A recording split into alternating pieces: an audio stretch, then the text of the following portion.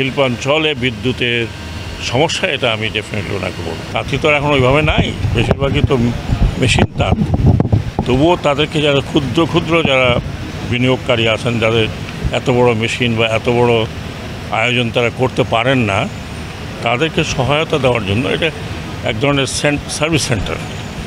এখন এই service centre দেখলাম, ফিরে গিয়ে এটা নিয়ে একটু পর্যালোচনা করা হবে। সার্ভিস সেন্টার সার্ভিসটা যাতে আরও কত ভালো করা যায়, এবং এটা যতটুকু আমি জানলাম এটা একটা ইনকাম জেনারেটিং, মানে সরকার কিছু টাকা পাচ্ছে বা এই বোর্ড কিছু টাকা পাচ্ছে, সেই টাকাগুলো কীভাবে খরচ করা হয়, খুব বেশি না হলেও সেটা সব সেবাতে সব টাকা, অনেক বেশি টাকা বের হয় না।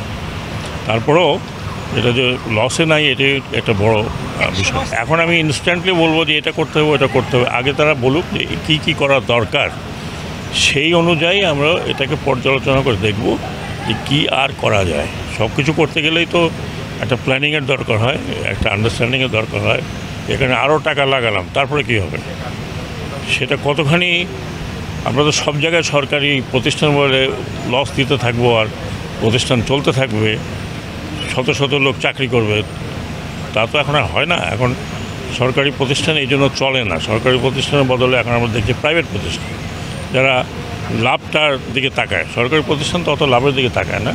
শুধু যে বিদ্যুৎ এটা না, আপনারা নরসিংদী তো অনেক এমনি বর্ধিষ্ণু এলাকা, একটা শিল্পাঞ্চলই নরসিংদী বলতে গেলে। আর এমন না যে আমরা নরসিংদী সম্বন্ধে জানি না।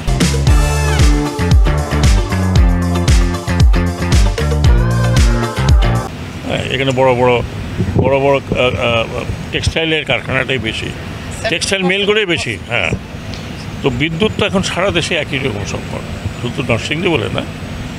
এখন বিদ্যুতের প্রকল্প হিসাবে তো অনেক কিছু করা হচ্ছে, গভর্নমেন্ট লেভেলে করা হচ্ছে।